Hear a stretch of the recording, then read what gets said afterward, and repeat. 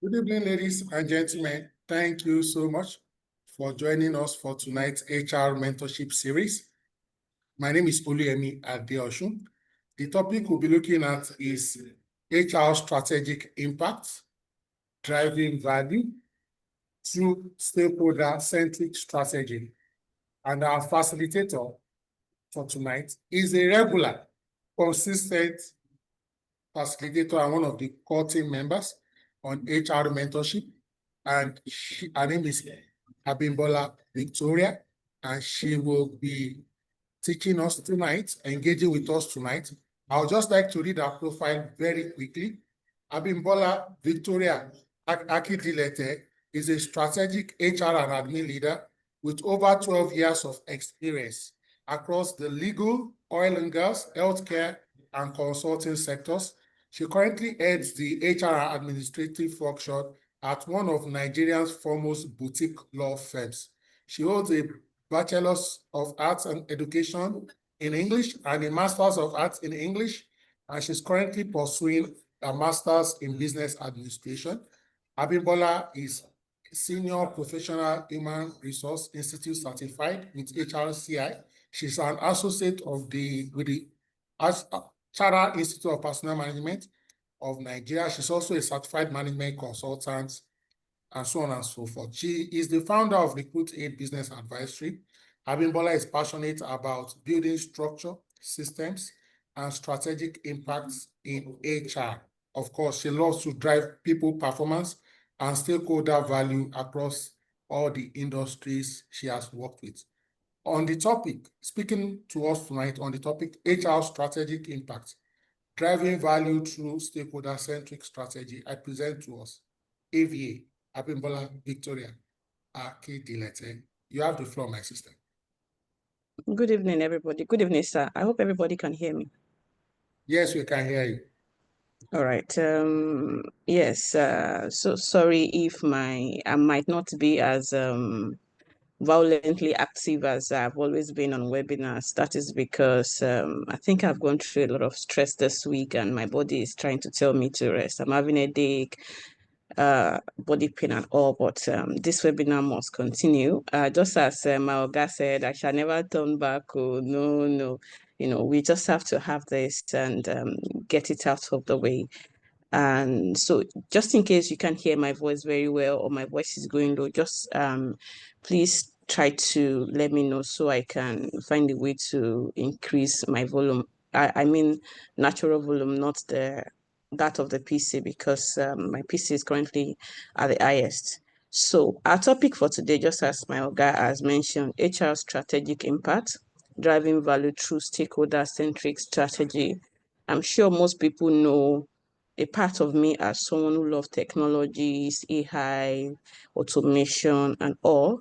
But there is another part of me, and the one that I actually work on most of the time, and I have been striving on it, and that is the strategic part of our job, and seeing ourselves on the table, the strategic table, and getting out of that table where we are relegated to as just someone who provides support function, and that's just it, where they only call on us when they need us to carry out the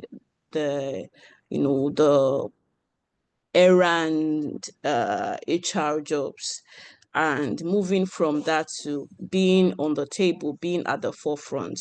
So let's quickly dive in. So well, I often say this.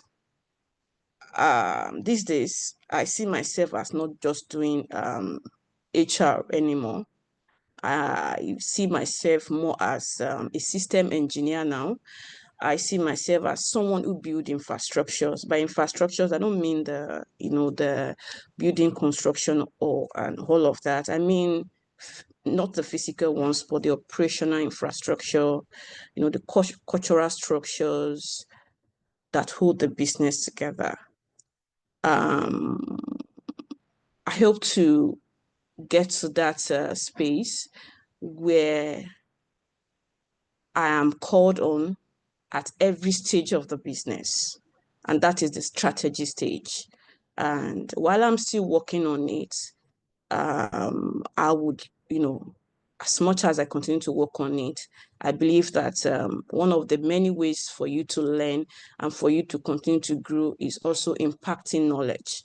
And that's where we are here. So on today's journey, we're going to, speak to ourselves on how value is created, how HR contributes to it, that is understanding value creation. We are going to speak to ourselves on the business model canvas and HR's footprint across it. We're going to speak to ourselves on the 3 levels of strategy and where HR fits in. By the 3 levels of that strategy, I mean the corporate, the business, and the functional. How do we come in, or where do we come in here? We're going to quickly dive into portfolio thinking using the BCG matrix. The BCG matrix, I'm sure we are all familiar with that, or most of us are familiar with that. The stars, the dogs, and all of that. We're going to talk about that. We're going to also quickly dive into a simple but powerful strategic planning model. That is the ABCD model. I want to believe is one of the most popular strategic planning model that we have these days. We then go through strategy implementation using the McKinsey 7S. Then we go through the measuring, how to measure strategic impact using the balance scorecard. After that, we then go deeper into how we build stakeholder-centric HR strategy and how we gain credibility at the strategy table. All of these are what we are going to quickly dive into today. And I'm going to make sure that I don't waste our time. We're going to make it very short and sharp. One more thing before we dive deeper. I want to believe that everybody on this in this seminar or webinar are people who have basic knowledge of HRs, all these things that we are talking about. So this is not the webinar where we are defining value, what is value creation, what is the business model canvas, who even originates it, what does corporate strategy means. This is not a section where we go through all of that basics, but because we want to believe that I want to believe that I even have I'm seeing some of my orgas here already that even probably know more than this, more of this than I do. So we are not going to be defining and going through all of that, especially because we have to quickly dive deeper and get through with this. So we are just going to be pointing at where we come in at every stage of these 8 levels and 8 points that I have mentioned. And I want to believe that at every point where I probably might have not mentioned or dive deeper into, by the time we get to talk, my orgas here would be able to also shed more light on this. Thank you very much, and let's move in. So before we move into this, I want to open the floor. I want to hear our voices. I want to be sure that you're all here with me. And please, I would not be able to monitor the chat button as much as I would love to. So I would wish that my Oga would allow the people that want to communicate, to respond, to use voices as against chat, so that I would not divert my attention to looking at chats while I'm supposed to just concentrate. So before we move into value creation, there is something that every organization hopes to achieve. It is the reason why they are even in business. It is the reason why they are still existing. It is the reason why they have not packed up. I want just one person to shed more light on this. What is that thing that we strive to get? I'm sure that some of us, we are in whichever business we are, either one-man business, public sector, board sector, wherever it is we are, there is a reason why we are existing. Some of us are even now moving out of one-man business to create our own business. There is something that you're hoping to achieve. What is that thing? There is one thing that you hope to provide. What is that thing? I want to hear voices.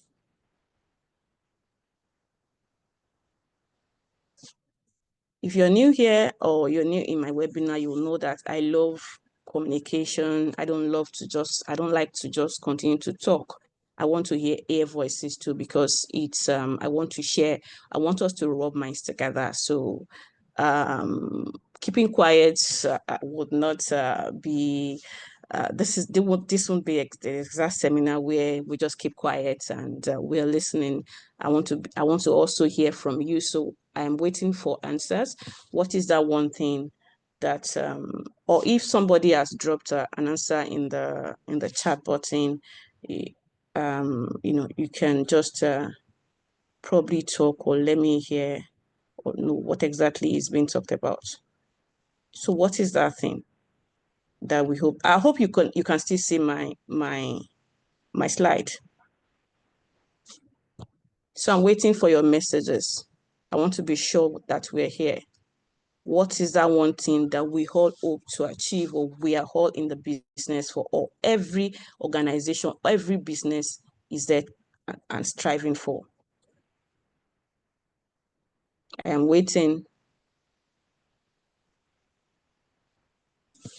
Should I call names?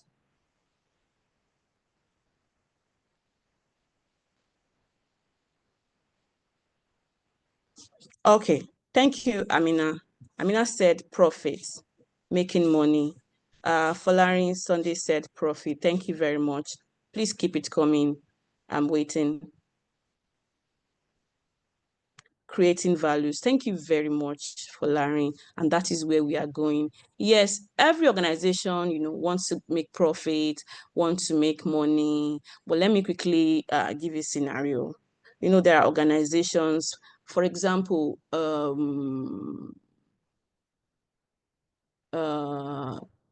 let me use an NGO or NAFDAC, for example. There are organizations that they're not there to make money. Well, they probably make money or get money to continue to build the system from some other means, but not exactly from the customer or from the client. But one thing that is general, one thing that is unique is the fact that we want to create value. Yes, we want to provide solutions to problems. We want to create value. So value is actually the central thing that keeps us in the business. Every other thing, making profit, making money, whatever it is, they come secondary. But the basic thing is we want to create value. There is a value that we hope to create or to provide for our customers. That is why we are in business. So, because every organization, there are organizations that are not in monetary, they don't make money directly, they are not into sales, they are not into all of those. So, you would not say they are there to make money. They don't even collect money from you. So, but one thing that is key and that is central is the fact that we all want to create value. And that is what will be leading us to value creation.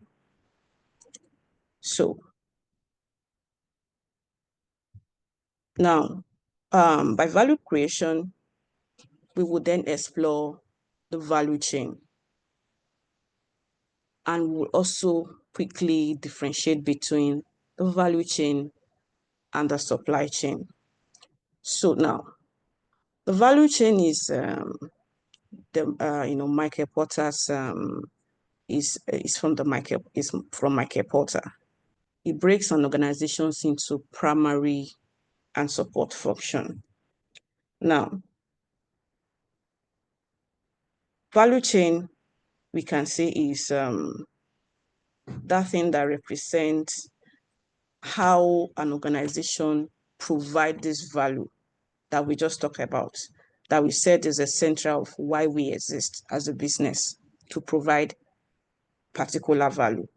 So this value chain represents how an organization deliver this value to its customers. Now, as HRs, in fact, it is not maybe, it is not if, it is compulsory for us to understand how our organization hopes to or intends to create value and how this value will be measured. Because this is what will help us identify and prioritize our own activities and the service that we provide to whatever business or whatever organization that we work with. So it is important for us first to understand this organization. How does it provide or create value?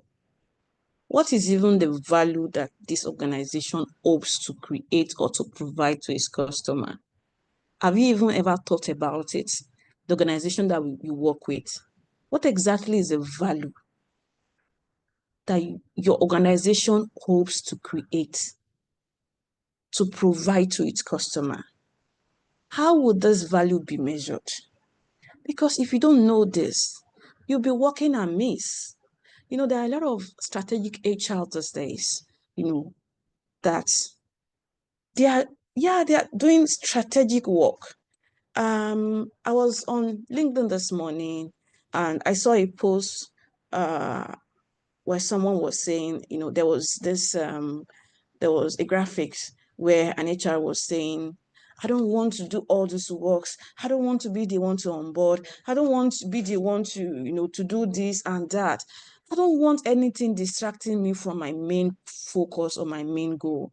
My main focus is that I just want to do strategic HR work. And the post was now telling us how we work amiss as HRs. We call ourselves strategic HRs. We call ourselves all these big names. And seriously, we actually provide, doing strategic HR work. But the thing is, we've been dissociating ourselves with the basic work of the firm, the basic way of how this organization even hopes to create value. There are a lot of things that are going on in the system that we don't even know. We don't even know sometimes what our operations team has to go through.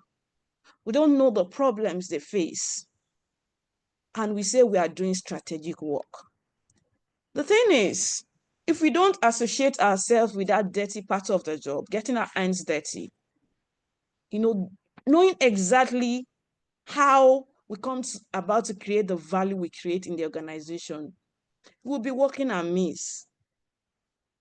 The strategic HR we call ourselves will just be for the name, for show, kind of empty drum. Because yes, we are doing strategic HR work, but we are doing it amiss. The part of the strategy that we are providing might not even be what the organization needs. So value creation is how we get our hands dirty, how we understand how our organization hopes to create value, and how this value is to be measured. Because we shouldn't just create the value, we should also know how we measure the value, in the sense that we understand if we are exactly creating the exact value that we hope to create, or if we are underperforming, we are not providing the exact value, or even if we have now we are not doing even more than we say we will be doing. So we have to know how the organization creates value, and we need to know how it will be measured. This helps us to now identify and prioritize our activities. It now helps us to, to pinpoint the exact strategic HR work that we'll be doing. So what am I saying? I am saying that as a strategic HR, the first focus is how do we create value? How do we measure this value? Now, Michael Porter, according to Michael Porter, we have the primary and the secondary functions, which we also call primary activities or support activities. The primary activities are, the operations, the marketing, the logistics. Some people have also grouped the R&D under the primary. And then the support or secondary are, the technology, the procurement, human resources, admin, and what have we. Some people have also argued that these days, in this technology world, the IT department have been able to move themselves from support or secondary to primary. Not for every organization anyway, but for some organization, for example, IT firms, you would meet technology now or IT at the primary and not secondary. But what exactly concerns us here is where HR fits in, and that is the support. When we see ourselves at the secondary or the support, we will think that what we do is actually not very important, or what we do is categorized as not very important. But let's be clear. By support, it does not mean that we are not important.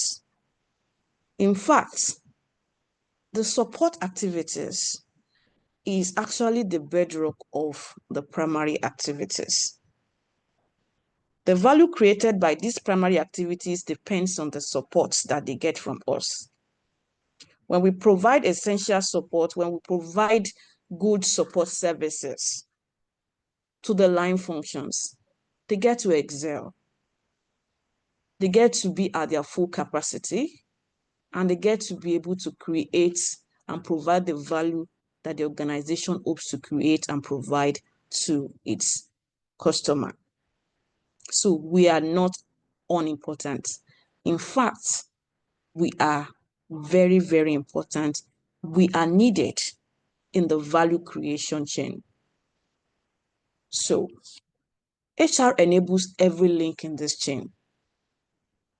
From one link. So by chain, we refer it to chain because it's, for every, it's like a physical chain that for example, if you can just envisage a physical chain, for every of those chain, there are each rod or each knot or whatever that holds the chain together. And that is why we call it chain, because the primary, the support, the activities, everything that comes together to provide value. That is the value chain. So the functions, the primary activities are the direct functions that create product or services. I call them operations, marketing, logistics. Sometimes R&D is also here. The support function, I've also mentioned that. Now, HR enhances all activities through talent and culture. The main goal and the ultimate goal is of organization activities is to create value. That's the main focus. So everybody comes together and HRs enable this role. Let me quickly give an example. In my previous life, I work with a group of company that is into marine, logistics and recruitment, renewable energy and all. So let's take our renewable energy services, subsidiary, for example. I work with a cross-functional team. And what do? We provide renewable energy services to our clients. Now, we couldn't deliver a solar project without the right installation engineers. You know that, right? And you also know that we would not be able to, the engineers will not be able to function very well on the field without, without the support functions. We are the ones that helps them, bring together everything that they need to excel at the forefront. So the engineers go to the field to install. Before they install, you know that there, of course, has to already be the solar panel, the inverter, the batteries, the cables, and what have we that we need. That there would have been the marketing department that markets, and that was how we reach our clients or our prospects. Now, there is a sales department that makes the sales, provide, do invoices, ensure they get money, provide receipts, ensure that they understand what the client wants, so that a client will not be asking for a solar that can power 2 ACs, for example, and they've not gotten it right. And the engineers are on the field to go and install a 2 kVA solar system. That is disaster. You are not providing value to that client, because a 2 kVA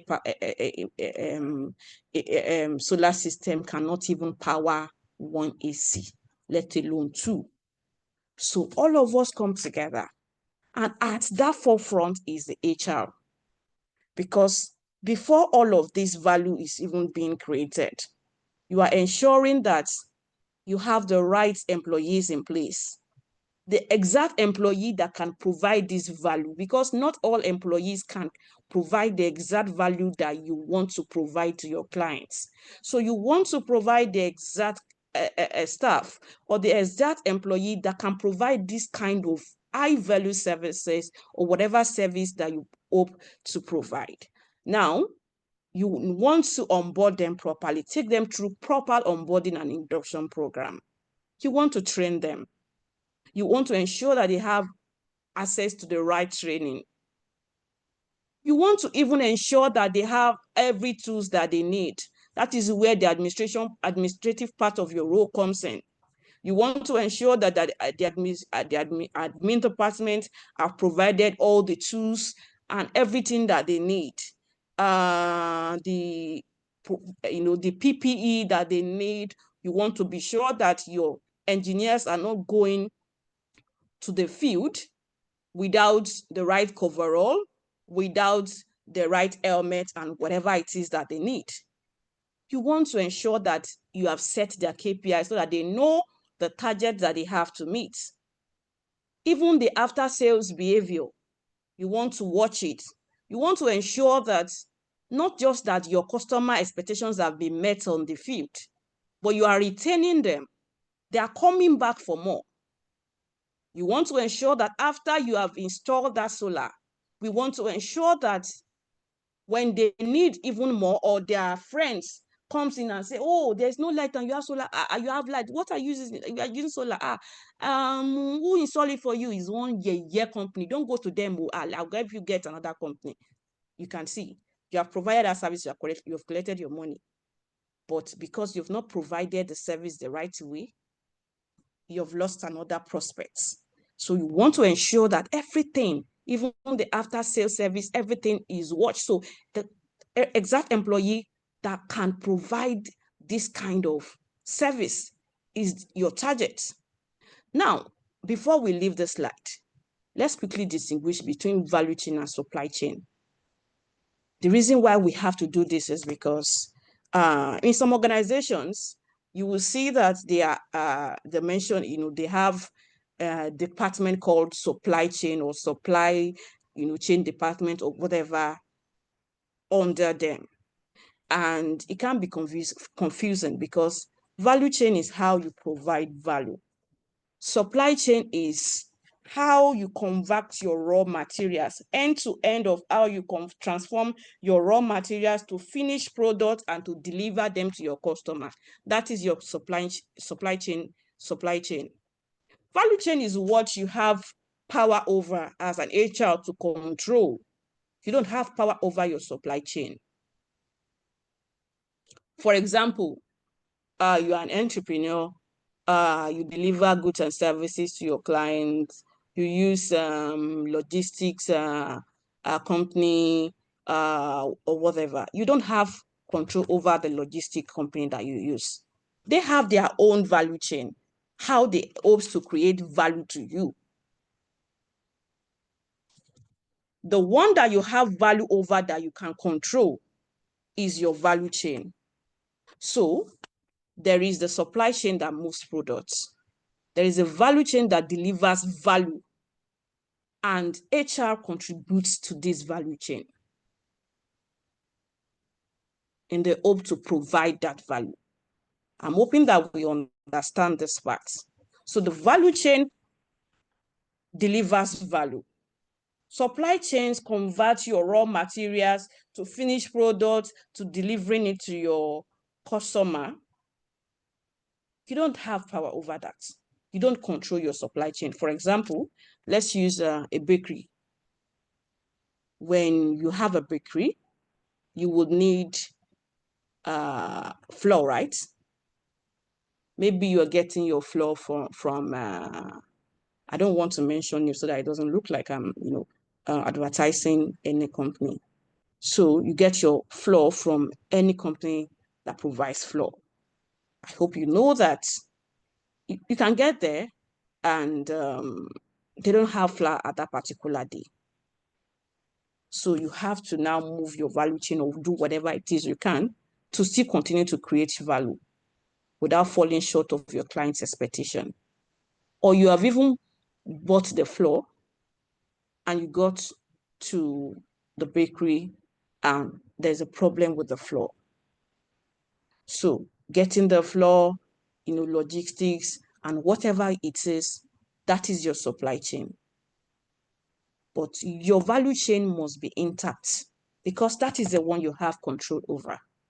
And HR contributes to this value chain. It is very important that is why it is very important that you understand the value that your organization hopes to create and you provide the right services, the right employee, the right HR services that meet the need of this value. So let's quickly go into the business model Canva. I'm hoping that we have been able to understand the value chain and versus the supply chain and where HR come in. Where does HR come in? HR comes in at the value chain distribution, at the value chain section. So you hope to provide value, you hope to understand how your organization provides value, and you hope to contribute to how this value is created to ensure that everything that the organization needs to provide this value is intact. Now, the business model Canva. The business model Canva, it outlines how an organization creates, delivers, and captures this value that we just talked about under the value chain distribution. It includes 9 blocks. So we have key activities, key partnerships, customer segments, value proposition, customer relationships, channels, the revenue streams, key resources, cost structures, and what have we. All of this has the impact or whatever it is that they do for the business. So all of this comes together to create, delivers, and capture value. For example, let's quickly take each segment one after the other. Customer segment. Customer segment is the part where it defines the different groups of people, organizations that you hope to reach and you hope to serve. So for example, I just mentioned renewable energy services that I work with in my past life. So who are our customer segments?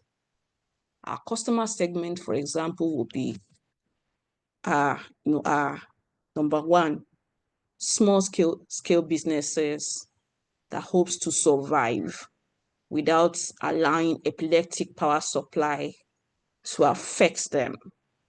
They hope to create backup power supply in the sense that they continue to be in business, continue to provide value to their own client or customer segments without any a break in transmission from the power supply. Big businesses, even individuals in their homes who hopes to have 247 power supply, or even if it's not 247 power supply, a backup for power supply. Let me use myself as an example. I'm currently at home now and there is no electricity and I'm not running on generator. I'm using my very small solar generator. So the person that I got this from now, I am one of his customer segments. People that want backup power supply. So that is what customer segments mean. The value proposition represents the bundle of products and services that creates this value for this specific customer segments. So the value proposition that this company that provided me this small solar generator, their value proposition would probably be for me telling me that I could function in my home without having to think about or without having to weigh myself down about if there is constant electricity in my home or there is no constant electricity in my home, or if I even have fuel in the generator, or if my generator is not even functioning properly.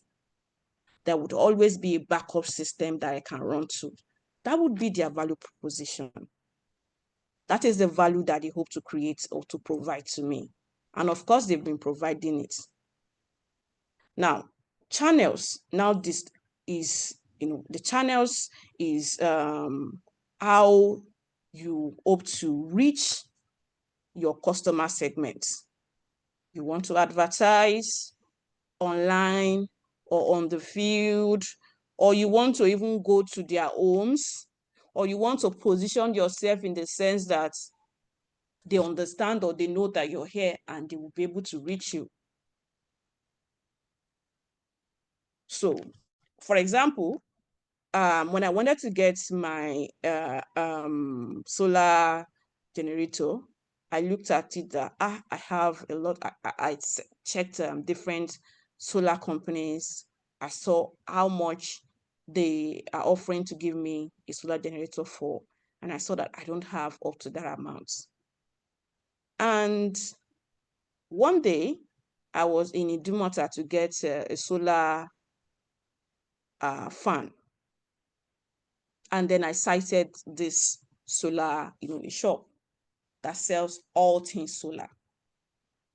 Everything that they sell there is all things solar. It's just a shop. They did not advertise to me. I just saw them. So, but the moment I saw them, I know that this is what they do because it's just so obvious. So what have they done?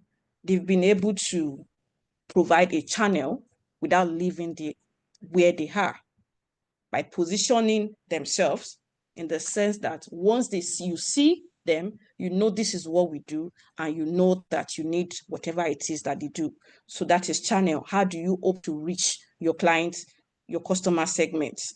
Now, there is a revenue stream, and that is what you hope to get, generating cash from each of your customer segments. And then there is a key resources, which is in fact, the most important thing to your company. And that is what makes this business, your business model even works. The key resources, those are your employees.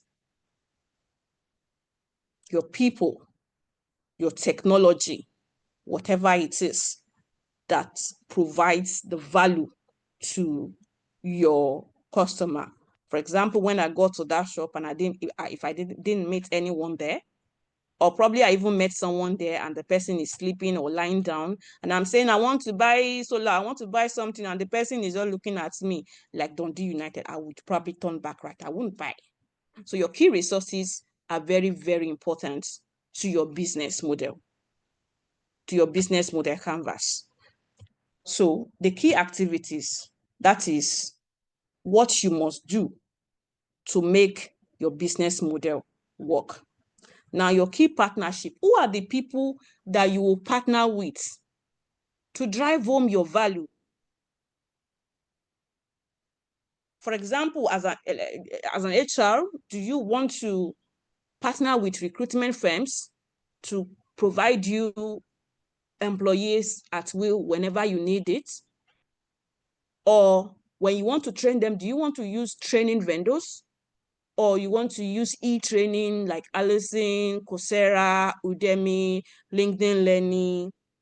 Or you want to recruit yourself using LinkedIn, Jobberman, or all these online platforms where you can recruit? So who are your key partners? Now, the cost structure. This is all the costs incurred to operate your business model. Every cost that goes into how your business is operated, that is your cost structure. Your workforce planning, the benefits that your employee gets, everything. Even the physical business, everything, generator running, and everything that comes together that costs you money. All of this comes together. Now, every organization has this business model canvas. If you have not taken the pain to sit down and create a business model canvas for your organization, if that is the only strategic HR work that you do this year, your business will thank you. Because when you've been able to put all of these things together, you would know what your value proposition is. You know the channels, how you plan to reach your customer. You know your customer relationships. You know your customer segments. You know what your key activities is. You have outlined them. You know how you hope to generate revenue. You know the kind of key resources that you need. For example, an hotel that wants to cater to high-class individuals in the society, the kind of key resources that they would need would be different from that of a 1-star or 2-star hotel that is in my street. Because the kind of key resources you'll be needing are resources that once these people, that are kind of people that can cater for the caliber of people that you want to, that you're opening, the caliber of customer segments that you want. Because an hotel that somebody like the governor of Lagos State would come into and will feel welcome would not be an hotel that a front desk person that cannot read or write or cannot speak fluently or is not dressed well will be walking in. So you want to understand your business model canvas, the kind of resources that you need for the kind of value that you hope to create. It is very important.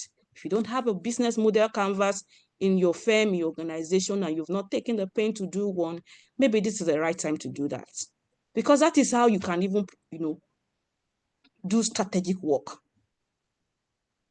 That is how you would not work amiss, do strategy amiss. Because your organization is going this way you are carrying your strategy this way. The two of you are like this because you have not taken the pill to understand how your business runs.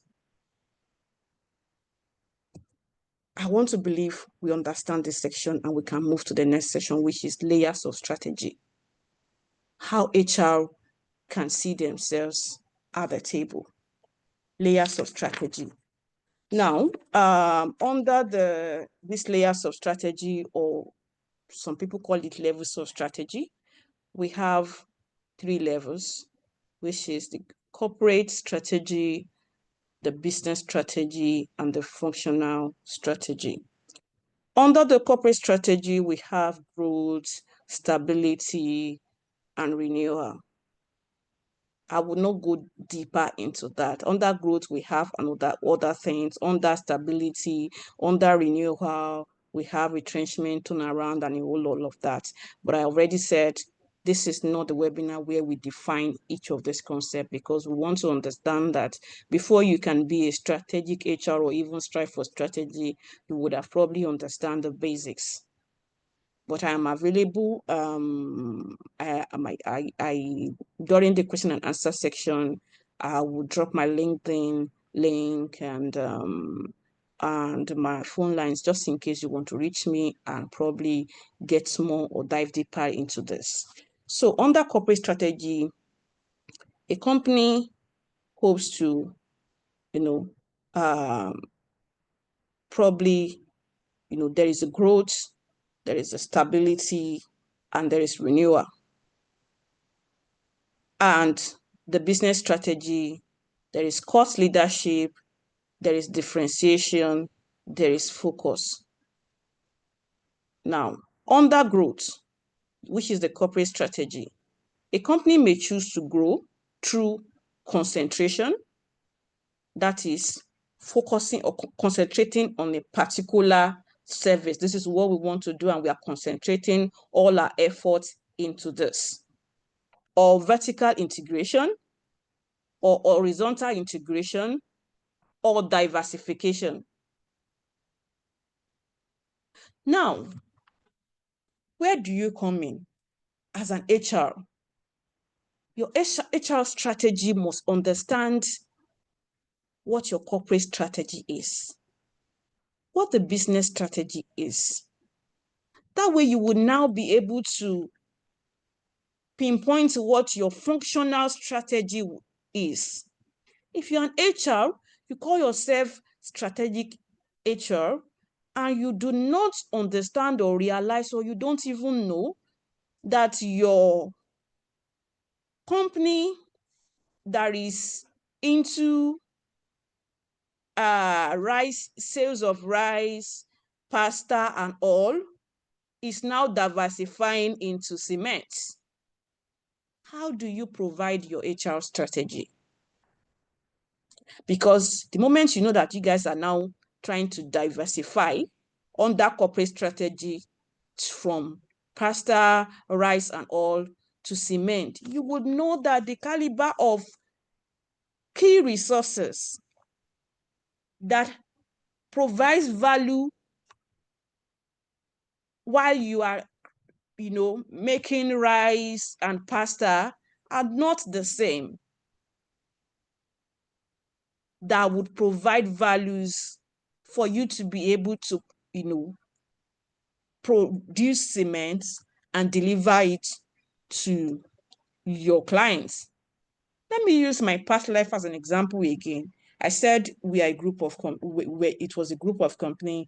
There is a marine services, there is the logistic and recruitment, and there is renewable energy services. Now, every same person, every HR understands that the key resources that will provide value under the marine company might not necessarily be able to provide value for the renewable services, because a solar engineer cannot do anything might not be able to provide any value offshore. What is he going to do there? Is he going to go and drill the rig? or do HSC, or what have we? So you have to understand what your corporate strategy is. What's the corporate goal? Are you open to grow? How is your company planning to grow? Is it by concentrating on a particular service? Or they want to do backward vertical integration, either through backward or forward? Or they want to do horizontal integration? Or they want to diversify? So when you understand this, you then understand the HR strategy that you're providing. Or maybe you guys are even at your renewal stage. You know, you've grown, you've been stable, and now you are at the stage where things need to be better, and you are at the renewal stage. You want to renew and put everything back into shape. Maybe you guys are dwindling. So how did your company plan to do this? Is it through retrenchment or through turnaround?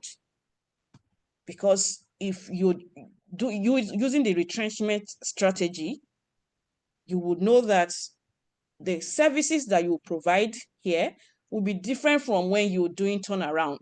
Because if you're doing turnaround now, what you'll be doing is probably putting your key resources through training, drilling them, training them, finding out why they even why your organization got to this stage that you people are now needing renewal. Train them, continue to train them. While you're training them, you then want to know who are your key partners that will help you provide the training. Are you bringing in a facilitator? Do you see that as we are talking about this strategy, we are still going back to your business model canvas. So because you want to now understand your key partners, who are the ones that will provide this training.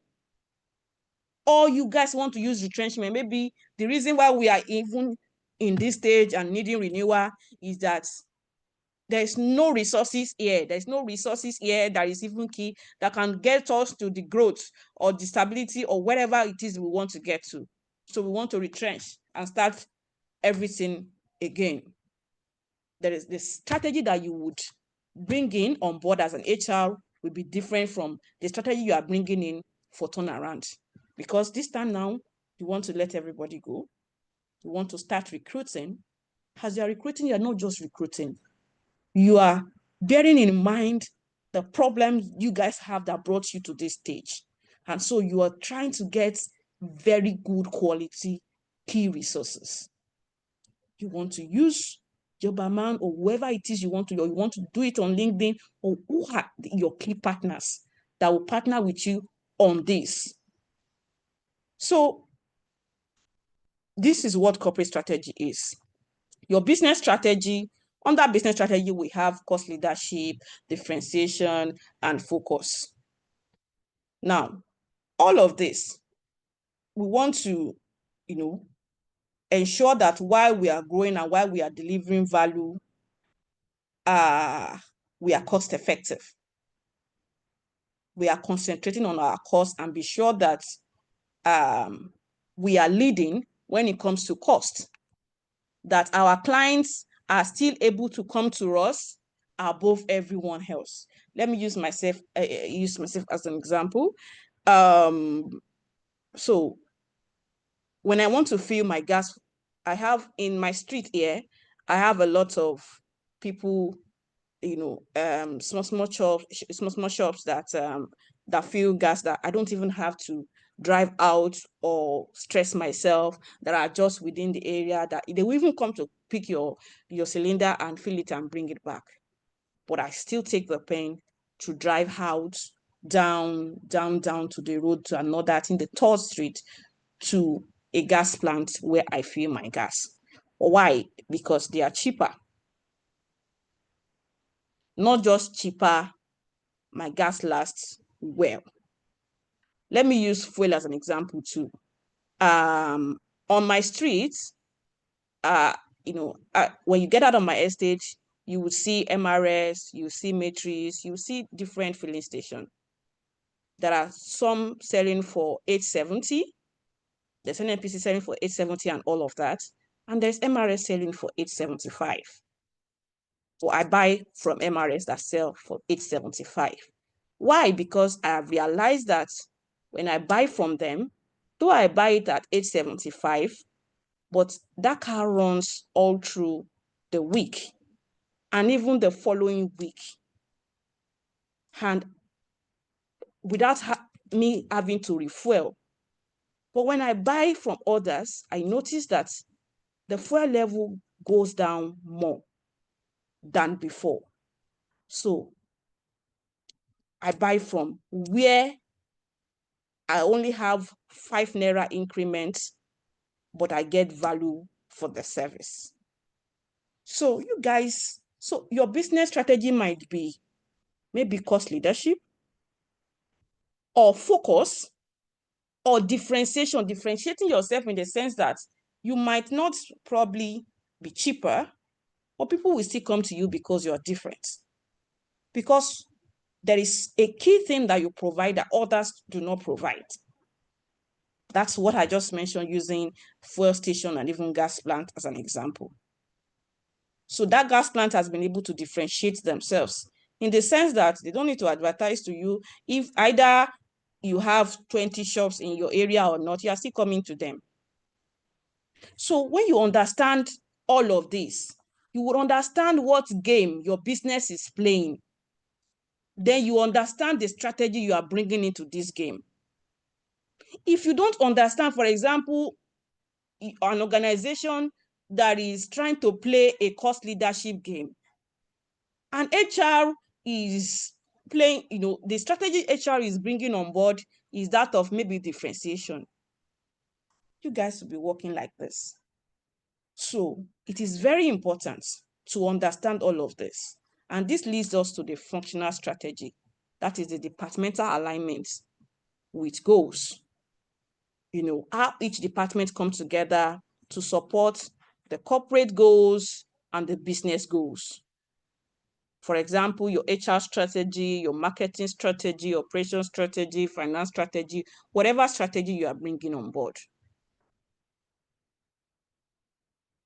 So your HR strategy is a people strategy that is supporting expansion or whatever it is that is your corporate and your business goal. And this leads us to another section, which is the portfolio thinking using the BCG matrix. Now, before I go to portfolio thinking, I quickly want to mention that if you understand all of these things that I just mentioned under this corporate business and functional strategy, you would then be able to understand who we need to hire, what kind of cultural training do we need to offer, how do we ensure leadership development supports our expansion, our growth, our stability, our renewal state or differentiation, or whatever it is we are planning to achieve. So HR alignment is not optional in this. That is why you see me putting HR strategy there. It is not optional. It has to be there. It is very essential for the execution of each of these layers, each of these stages. Let's use an example. If the corporate strategy of your organization, for example, is you want to expand into East Africa, your business strategy may be focus. Maybe you want to focus on localization, or you want to focus on a particular product or whatever. So it might be pricing, it might be partnership, it might be distribution. Your job then will now be, okay, we want to expand. We want, under corporate strategy, we are, expanding, or maybe we are diversifying, or whatever it is we want to grow. Now, under our business strategy, we want to use a focus strategy. Then you now want to understand what exactly you have to do. What is the strategy you are bringing on board? What kind of person or key resources that a business that want to expand into East Africa using focus needs? It will not just be just anybody or any key resources or any applicants that you see on the road or that send CVs to you. So it is very important. This layers is very important. I noticed I skipped that part. That's why I went back to that example. So the portfolio thinking using the BCG matrix. I want to be sure. I want to think that we know what the BCG matrix is all about. Under the BCG matrix, we have the businesses are categorized into their products or divisions by market share and market growth. So we have the stars. The stars are the ones that are doing well. They're growing. They have high share. They have high growth. For example, you want to put iPhone now under stars. iPhones are stars now. They are doing well. They have high share. People want to buy an iPhone every now and then. New iPhones keep coming out, and people, oh, do you have the latest iPhone? And all of that. We have cash cows. So cash cows are those products that has low growth but high share. For example, when you are categorizing tablets now, for example, every tablet that we have in the world currently, there are different tablets, but an iPad, for example, might probably be categorized as cash cow, because the thing is, it's not something that is growing as iPhones, so it's not a star product. But the thing is, business, people, professionals that needs a tab to function, they would probably go more for iPad. Currently, I use one, and if I have to buy another tab or another pad, I'll probably still go for iPad because it serves me well. So an iPad can be categorized as cash cow because it has low growth. It's not there's not everybody that use a tab. These days, your phone can do a lot of things that even your tab can do, but not all. So it has a low growth. Yet, people still go for it above any other tab in that market space. Your question marks has high growth potential, but low share currently. It might be a product that is just coming out there that you're still trying to, make people get to know it and all. So, it has high growth, it's growing, but doesn't have very high share currently. You can use maybe should we say airport, for example. Airports are growing now. People are buying airports now these days. You see airports and all, but it still doesn't have as much high share compared to iPhones. So it means that it has high potential. It's growing. It might be new in the market or whatever, but it doesn't have as much high share that cash cows have or stars have. Your dogs are those ones that are not even, they're just there. They have low growth, they have low share. For example, in this world these days now, really, I don't know, maybe you have something peculiar that you want to do.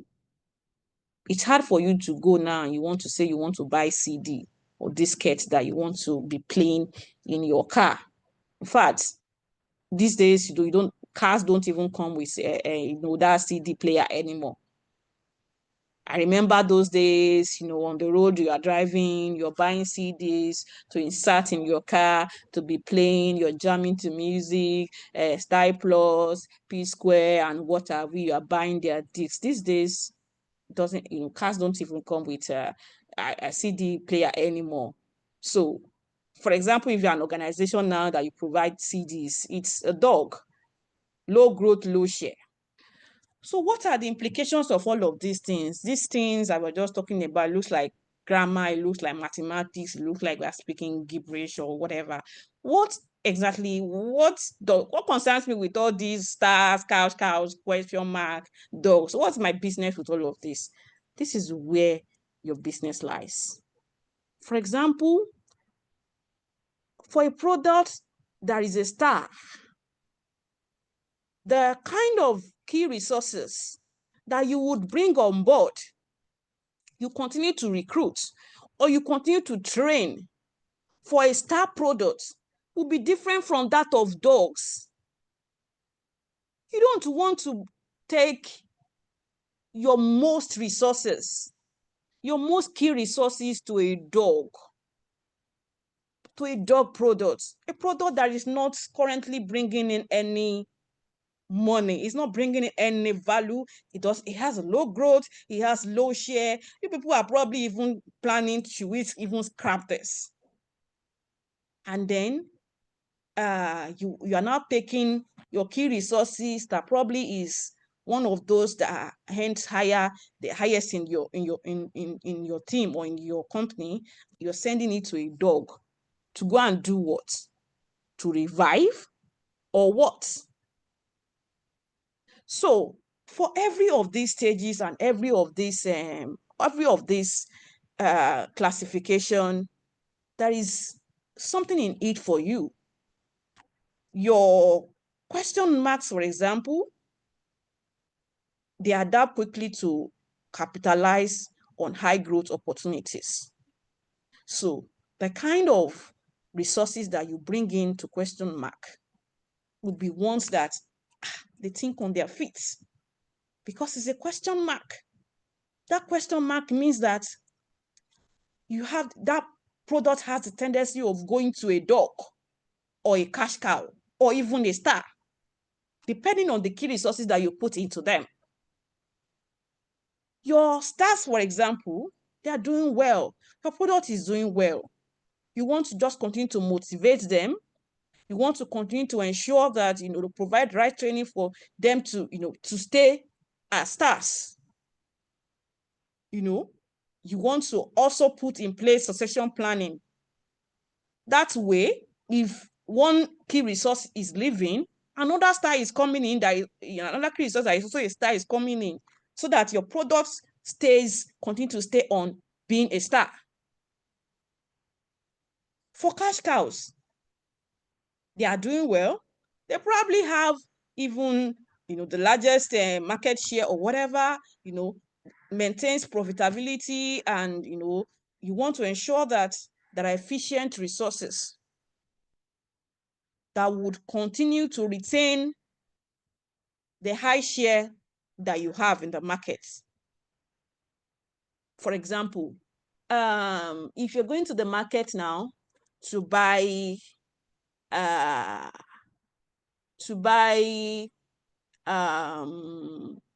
chocolate, for example, to buy all these chocolate drinks and all.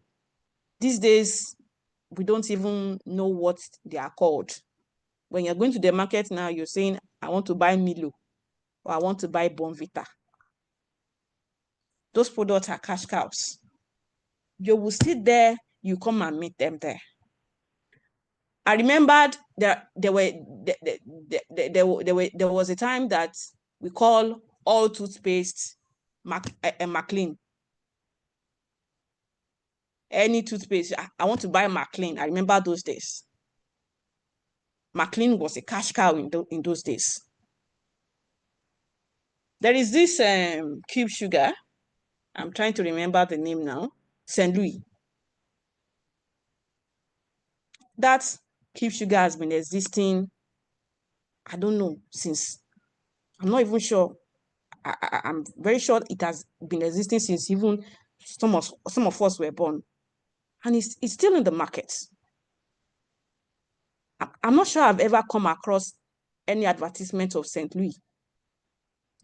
Yet, if you still want to buy a cube sugar now, you probably want to go for St. Louis because it would not meet on time. You would meet it there as, I don't know now, maybe they have dwindled and they have reduced how good it is. But in those days, the last time I used it, that it is a cube sugar that you would leave there and you meet it exactly as it is till anytime, unlike every other cube sugars. So St. Louis now is like a cash cow. And the key resources that you'll be using for that kind of cash cows will be different from other key resources, the key resources you'll be using for a dog or every other, or even a question mark. So it is very important that at every stage we understand the stage our products are so that we know the kind of resources that we need to bring on board to continue to train and continue to retain. So this is what the portfolio thinking means. Now let's quickly dive deeper, go into strategic planning with the ABCDE model. Under the ABCDE model, we have assessment, we have baseline, we have components, we have down to specifics, and we have evaluation. Other assessment, you want to use your SWOT and PESU to scan your environment. You want, under baseline, you want to understand where your organization stands today, where we are currently. Under components, you want to define your vision, mission, values, and goals. Under down to specific, you want to break all these components that you've defined into action plans and allocate key resources, allocate resources for them. Under evaluation, you want to track KPIs and adjust as needed. HR is not just involved. In fact, HR is essential at every of this stage of the ABCD model. The stage at which you want to scan your assess your environment, whatever you want to use, either SWOT or PESU analysis, you are very important. You are a key. You are key there as an HR. Under baseline, where does our organization even stands today? If you don't know where your organization is in the market space, how do you even know the kind of resources that you should bring on board, or what exactly is the kind of strategy that you should bring in? So you want to understand where you are. You want to assess your environment so that you understand what your strengths are, your weaknesses are, and every other things like that. Your threats, your opportunities. You understand where exactly you currently are, your organization is standing. What are your components? What are your visions? What are your mission? What are your values? If we ask any of us now, do we even know the vision of our organization? Do we even know the mission? Do we even know the values that our organization is trying to even provide? What's the goal of your organization? Now, when we know all of these components, we'll be able to now break them into action plans and allocate resources for each of these components. Then we evaluate, we start tracking KPIs and start adjusting as needed. The example I use here, for example, during a measure, HR must assess cultural risk, that's assessment, determine head count baselines, that's a baseline, that is where we are currently, what's the current head counts. Craft new employer brand messages, that is your component. Plan transitions, that is down to specifics. Then monitor retention or performance trends, that is evaluation, as simple as that. That's where you come in. So for every strategy, there is something you have to do. And ABCD model is a key thing, is very important for you to be able to do what you have to do. I also put here at this right-hand side another very good, breakdown of what the ABCD model is. Now, let's quickly move into McKinsey 7S short-term plans. Under the McKinsey 7S, we have strategy, we have structure, we have systems, we have style, we have staff, we have skills, we have shared values. Your strategy is what you plan to achieve. How do you plan to create a competitive advantage?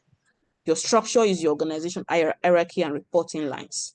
Your systems is the processes and procedures for your operations. Your style, what are the leadership style? What's the approach? What is the management style? Your staff, those are your employees and their roles within your organizations. Your skills, that's your capabilities and competencies of the workforce. Shared values, that's your core beliefs, your principles, guiding actions. As HRs, our greatest impact is across all of these 7 S. Your staff, your skills, your shared values, your systems, your structures, everything. Are people trained for what is next? Is the culture aligned with the business model? Do our systems, do we even have business model? Before we start even saying that does our culture align with the business model, does your organization even have business model? Do you even know how all of the model come together to provide value? What is your value proposition? Do our systems support change, or do we even block it? For example, an organization that is planning to use the cost leadership business strategy, yet we don't even know our baseline. We don't even know that currently our product is the most expensive. Yet we said our business model strategy is cost leadership. We are joking, right? So we are to help create short-term objectives and action plans that bring all of this strategy together. All of these models and things we've mentioned, the ABCD model, the business model, the McKinsey 7S, they are very important. If you have not sat down as an HR to go through all of these things to know where exactly your business stands and where it is going, the time to start doing that is now. And how do you measure strategic HR impact? How do you measure strategic HR impact? How do we prove HR strategic value? This is what leads us to Balanced Scorecard. The Balanced Scorecard tracks performance across 4 areas: the financial, the customer, the internal process, the learning and growth. Financial, for example, is our business profitable currently? Are we spending more than we are earning? Because when you understand the financial aspect of your business, that is when you understand the kind of key resources you need to bring in. For example, a business that is currently not doing well in the market, your baseline says that you're not doing well in the markets. And then when you want to recruit, you're bringing on board the most expensive key resources in the market. That is a joke, right? So you want to understand your financial, you want to understand the customer state. Are your clients happy? You want to understand your business internal processes. Are your operations working smoothly? Is everything aligned? You want to understand your learning and growth. Are we building future capabilities? What do we have in place to build the future, to ensure that our staff, our employees continue to learn and continue to grow? Our HR metrics need to tie into all of these 4. In fact, it's not that they can tie, they need to actually tie into all of these 4. The turnover rates and engagement scores affect your internal stability. Your training ROI and leadership pipeline strength reflect on your growth. Your time to fill and onboarding success impact your customer satisfaction. All of them come together to impact your financial. So you need to stop measuring activities and start measuring the outcomes. You need to stop measuring, oh, this is what I do for them. This is what I do. This is the part I take. This is the services I provide. Those are just making noise. What exactly is the outcome of all of these things that you are saying that you do? Does it have any impact on our financial? Our clients even happy? Our internal process is smooth? Or are you just saying that you are doing everything and you are doing everything and order the balance, order these 4 areas? We are not even seeing anything. So it is important that we rethink our activities. This leads us to stakeholder mapping for HR. As HR, we are not just for the people. Yeah, we say we are for the people, we love people and all of that, but we are not just for the internal people. We are both for the internal and the external. It is not just for the employees, the community, the regulators, the customers, the executives, the line managers, the employees, all of the stakeholders that come together to ensure that this business stay in business. You have one thing or the other to participate or to bring on board, to bring to the table for each of the stakeholder. The community, you want to position your brand through CSR initiative. The regulator, you want to ensure that your firm is in compliance with ethics and policy. The customers, you want to ensure that your service aligns with the standards of your brand. You want to ensure that your customers are happy. The executive, you want to ensure that you are balancing talent ROI and culture fit. The line managers, you want to enable change and ensure accountability with the, when it comes to the line manager. The employees, you want to focus on their growth and their engagement. So for all of these stakeholders, there is something that you have to do as an HR. That is what makes you a strategic HR, not by name. So probably after this session, you can also sit down after mapping your business model, after putting your business model together, and see what exactly do I have to do for all of the stakeholders in this my business. And this is a bonus. Gaining strategic credibility. If you have ever pondered, how can HR secure a place at the strategy table? Those are everything that we've been talking about. And these are some of the insights I've put together. You need to understand your business. You need to familiarize yourself with revenue drivers and grasp margin pressures. Understand your business. What are our revenue drivers? You need to speak in numbers, communicate with data. Speak in numbers. Use statistics to craft compelling narratives. Cultivate cross-functional trust. There was, I think last week I was talking to an HR who was having issues with HMO, and we're talking about how do we do this? The organization is saying that they don't they don't want to contribute to the high growth, or sorry, the increment of the HMO. The employees have to contribute to that. So they say, we're not contributing. Employees, you're paying by yourself. And then at the end of the day, they still now want to increase the salary of the employees, in the sense that they will now put in their salary the exact amounts that cost them for that HMO increments. And we're talking, and I was making the HR see that, look at it this way. Your business says that they don't want to contribute to this, and they are in line with the policy. The policy of the HMO is a sharing formula of the HMO. Yes. And they said, this increment currently, we are not contributing to it. The employees should know that. But now they're adding to salary. This is a case of asking somebody to say no. And the person is saying, me, I cannot do no. Because look at it.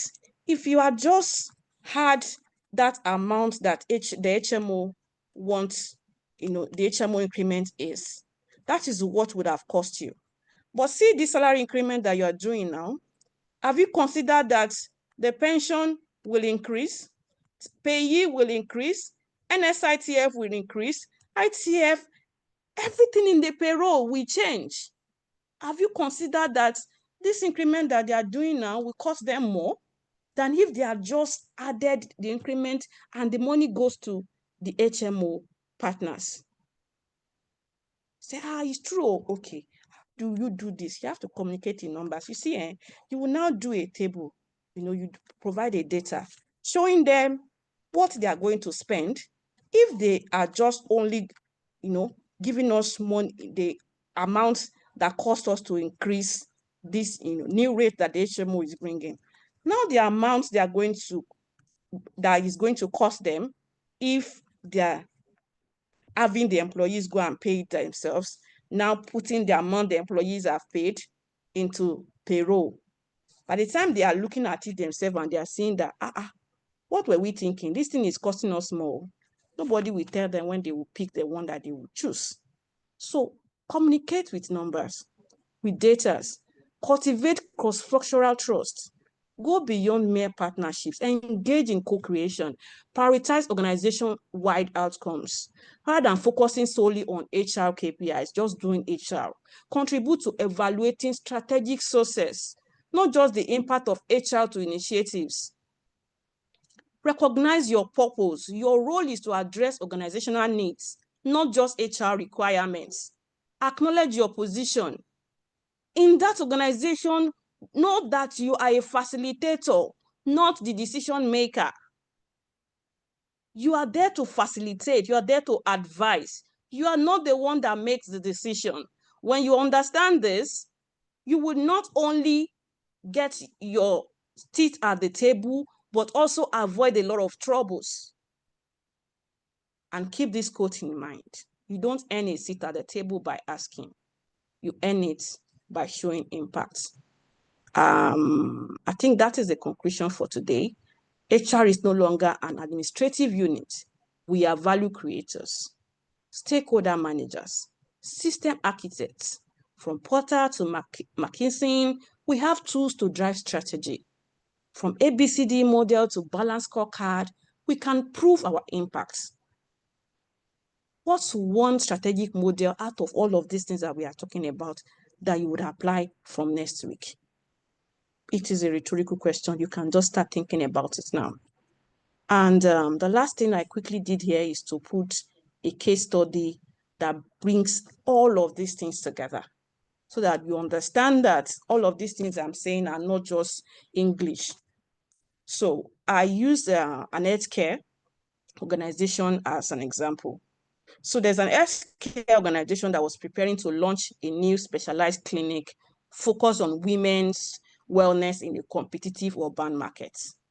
Now, their corporate goal is to expand their service offerings and grow market share by 20% within a year. Their business strategy to compete through patient-centered care, short wait times, and a trusted female-led team. Now, what is HR supposed to do there? What did HR do? Remember, their corporate goal is to expand service offerings and grow market share by 20% within the year. Their business strategy is to compete through patient-centered care, short wait times, and a trusted female-led team. Their focus is on women's wellness in a competitive urban market. What did HR do? The value chain. Prioritize touch points that affect patient experience. The BMC. Invest in key resources. By BMC, I mean the business model canvas. Invest in key resources that can provide this value that we want to provide. Culture and customer relationships. The BCG matrix. Treat the new clinic as a question mark, needing high value talents. So you need to understand where this business was now under the BCG matrix. You're treating it as a question mark. That is something that has, high growth currently, but they need, high share. So the ABCD, you apply SWOT analysis to define vision, deploy culture and action plans. Now the 7S, that's the McKinsey. Align share values, ensure alignment of values, staff, and style. and the balance scorecard measure retention, patient satisfaction, and time to fill. Now, what is the outcome of the whole of these things? By the time we do this, the clinic hits the break-even in 9 months. The goal was within a year, but in 9 months, they've hit the break-even. The patient satisfaction has risen by 30%, and the morale and internal promotions have improved. What is the lesson here? HR didn't just support. HR led the whole transformation with precision and purpose. So that is the meaning of all of these things that I put here. They're identifying strategic goals, map the value chain, apply BCG matrix, align McKinsey, achieve positive outcomes, and that is it. So thank you very much. Any question?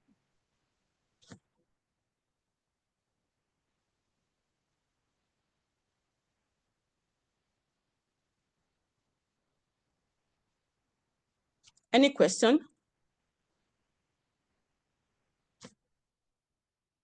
Okay, so I'll be reading. Let me go through the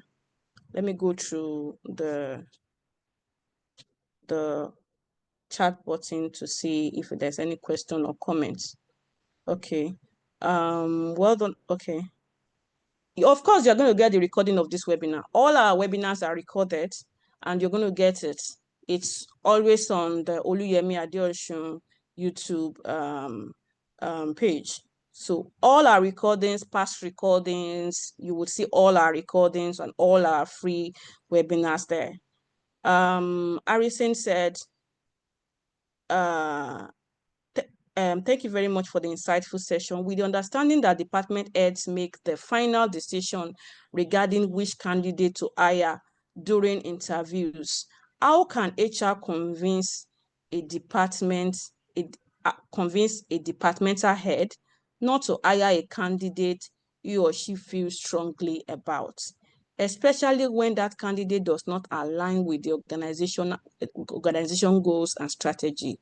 This is particularly important, as you mentioned that aligning with organizational strategy starts with hiring the right staff. Thank you very much, Harrison, for this question. Now, thank God I mentioned the part where I said you are a facilitator, not the decision maker. So what I am saying there is that so that you would not overburden yourself that, oh, everything Vicky has said today, I have tried to do it, but I have failed because there is a departmental head that is stubborn and did not listen to me. I have mentioned how you can, do all of these things. I've used different models. I've even mentioned given a bonus points and all of that. I've said that you should speak in numbers. I've said that you should bring your data on board. So there are ways that you can do it now that I have gone through in this webinar. So if we are saying, how can HR convince a departmental head, is already in this webinar. And of course, I can provide the slide for anyone who reaches out after and needs it. So everything is already in this webinar, speaking numbers, the ABC, every model that you need to use. After you've been able to do all of the things that we have mentioned in this webinar, Harrison, please learn and please understand that you are a facilitator and not the decision maker. There is somebody who still needs to make a decision. Once you have done all you have to do and you have spoken in numbers, you have your data to back it up, understand that you are not the decision maker. Somebody needs to make the decision. Your job is to ensure that you provide everything that would convince this person to make the right decision. The person choosing to make the right decision or the wrong decision is solely depends on them, and also the data that you provide. I want to believe I've been able to answer that question. And if there's any other person that also wants to add to this question, you can raise your hands and I would unmute you or have our host unmute you so that you can also add to this question. So Martin said, thank you for this insightful training session. Thank you very much, Martin, for also listening. Amina said, what a masterclass. Thank you very much for staying true to the end. Excellent session tonight. Well done. Thank you very much. I'm certainly going to go back and of course you need to thank you very much. Of course you need to watch this again, to of course get in touch with a lot of things that we have mentioned there. If you need a slide, I'm happy and willing to provide. I actually always try to put put all my best into my slide. As apart from my slide, I also usually have a script, a complete script that would also help participants in case they want to also go through. I'm happy to provide any of this. So I guess that's okay. So very insightful session. Thank you very much, Mag. Thank you very much, Popola. Thank you very much, Titi Lope. And yes, Titi Lope said HR is a facilitator and not the decision maker. That is certain. In fact, that is certain. You need to understand that so that you will not be giving yourself unnecessary headache. You are not the one to make the decision. What you are there to do is just to facilitate the decision. Ensure that you are providing everything this person needs to make a right decision. Once you have been able to cross your T's and dot your I's and you're sure, you're certain that you've provided everything that this person needs to make a good decision, the person going ahead to make a wrong decision, that's on you, not on me. I've done everything that I need to do. But there's a key line there. Have you done everything that you need to do? Did you actually provide what this person needs, the data this person needs to make a good decision? Or did you just go there and say, sir, I think, I think, or I'm thinking that, and then the person is looking at you that this person is not serious, So it depends on you actually provide the, facilitate this, provide everything this person needs, leave the decision making to this person. That's it. Obi said, beautiful, well done, and thank you very much, Obi. Nika said thank you so much, and that she would of course go back to check, to watch and all. And okay, so Nika is asking if these are also applicable in a law firm. Of course it is. I work in a law firm, Nika. All of these are applicable to a law firm. In fact, currently I have started, I have drafted and just only putting a finishing touch to our business model. All of this is applicable to a law firm. If you need to rub minds together, I am just a DM away, either on WhatsApp or a LinkedIn. HR are your strategic partners in progress, and for progress, of course, but that's very, of course, that's very important. That's a no gain. There's no gainsaying about that. We are your strategic partners, both for progress and in progress. And thank you so much, Dr. Oluyemi, for giving me this privilege. Okay. So yes. So Yetunde was saying, is saying that if you are planning to write your SPHRI certification, that this session is very important to get you started. Thank you very much, Yetunde. Yetunde is my bestie. Thank you very much. It is very key because it's under your leadership and strategy course. If you are going for SPHRI, it is very key because it helps you understand this concept very well. By the time you're preparing, you understand. So you can go through this webinar again and again to understand. So well done. I am from the public sector. I want to suggest that in future, focus your examples from the public sector to drive it home for participants in the public sector. Thank you very much, Olubumi Oni. But just as I mentioned, I wasn't mentioning, when I was giving my examples, there was no where I mentioned private or public. I was just mentioning industries. I want to believe that there are health sector, the example that I use, for example, to bring all of the models together, I use an health sector. And I want to believe that under the public sector, we have an health sector there, right? Or is it only private sector that has hospitals and health sector? No, we have general hospitals. So an example I use is for an X sector. So I have been very deliberate about using organizations that we can find both in public and X sector. I also use a renewable and energy services. We have energy services currently now in both sectors. In fact, I remember that there was a time I saw that NNPC is also trying to diversify. We have energy services in both sectors, both private and health sector. And that's why I'm being deliberate about health sector. I work in a law firm. It's a private sector. I work in a law firm, and you can see that all of my examples, I didn't use a law firm because it would be meaning me to slim my examples down to just a private sector. I might not have much examples. It might not be speaking deeply into public sector if I'm using my firm as an example. That's why you see that I'm using examples from where I've worked in my past life, all of which each of those things that we do also applicable to public sector. So it's just for you to go through the video again, and you see that everything I use are actually both in public and health sector. So there was no distinction. Thank you very much. Thank you very much, Dr. Geoffrey. Thank you, Omonoa. And thank you, Ayeni. Yeah, Ayeni said thank you. Yeah, thank you very much. So Ayeni, you can reach out to me. So I'm done now. While I call my Oga to come on board to probably round up, I can quickly. Strategy, Mr.